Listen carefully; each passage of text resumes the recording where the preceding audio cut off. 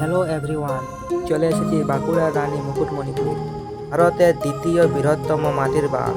জার্নিটা শুরু হয়েছিল 8ই ফেব্রুয়ারি 2026, এবারে সকাল সকাল 7:30 নাগাদ।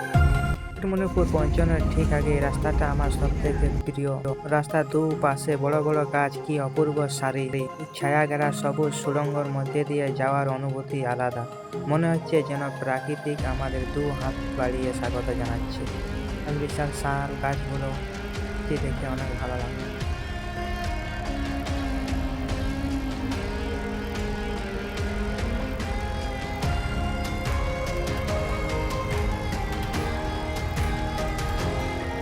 দেখি একটা ব্রিজ, কাছে যেতে জানতে পারি এটা হচ্ছে যমুনা ব্রিজ।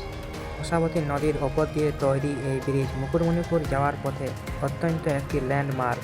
দেখুন নদীর বুকে কতটা বিশাল। বর্ষাকালে এখানে জল গর্জন যেমন ভয়ঙ্কর সুন্দর থাকে, শীতকালে আরও বালুচর আর শান্ত নদী এক অদ্ভুত শান্তি দেয়। আমাদের ঘুরতে কেমন লাগে অবশ্যই কমেন্টে জানাও। তোমরা কি এই জায়গাতে আগে কখনো এসেছিলেন? কমেন্টে অবশ্যই জানাবেন। আমাকে ঘুরতে খুব ভালো লাগে, তোমাদেরকে কেমন লাগে? এখন দাঁড়িয়ে আছে মুকুটমণিপুরের সব থেকে আকর্ষণীয় পয়েন্টে, যেখানে দিয়ে ড্যামের জল ছাড়া হয়। বিশাল গেটগুলো যখন খোলা হয় তখন জলের সেই গর্জন আর সাদা ফেনার মতো স্রোত দেখে গায়ের লোম খাড়া হয়ে যায়। যদিও এখনো সব গেট খোলা নেই, এখন থেকে জলের নিচের দিকে নেমে যাওয়ার দৃশ্যটা জাস্ট দেখার মতো। কংসাবতী আর কুমারী নদীর এই বিশাল জলরাশি এই গেটগুলো দিয়ে নিয়ন্ত্রিত হয়। আপনারা যদি মুকুটমণিপুর আসবেন, এই জায়গাটা মিস করবেন না। এখানে দাঁড়িয়ে জলের এই শীতল হাওয়ার গায়ে মাখলেই আপনার সমস্ত ক্লান্তি নিমেষেই দূর হয়ে যাবে।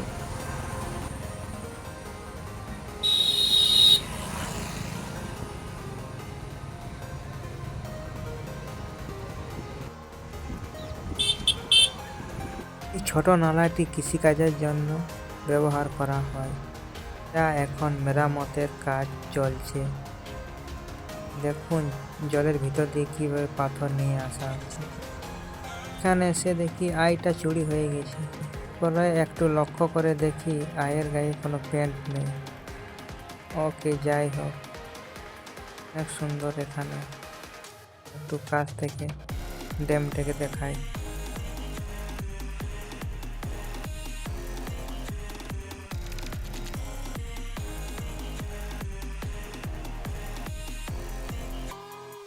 এটি আছে মুকুটমণিপুরের জল মাপক স্কেল। কতটা জল রয়েছে এখান থেকে পরিমাপ করা হয়।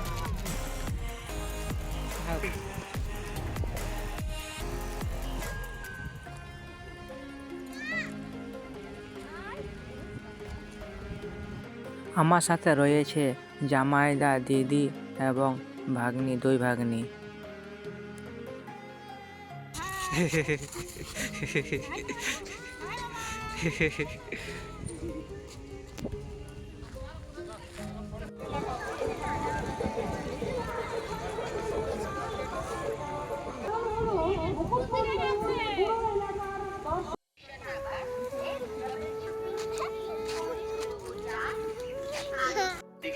এই বিশাল জলধারে নৌকায় ঘুরে বেড়ানোটা সত্যি খুব রোমাঞ্চকর। আমাদের ওই পারে অবস্থিত হরিণ উদ্যান যাওয়া হলো না টাইমের অভাবে। তোমরা ঘুরতে এলে অবশ্যই হাতে টাইম নিয়ে আসবেন। কাছের পাহাড়ের ওপর রয়েছে প্রাচীন পরেশনাথ মন্দির। এখান থেকে পুরো মুকুটমণিপুর এলাকাটা পাখির চোখে দেখা যায়। যারা একটু ইতিহাস আর পাহাড় উঠতে পছন্দ করে তাদের জন্য একটি দারুণ জায়গা।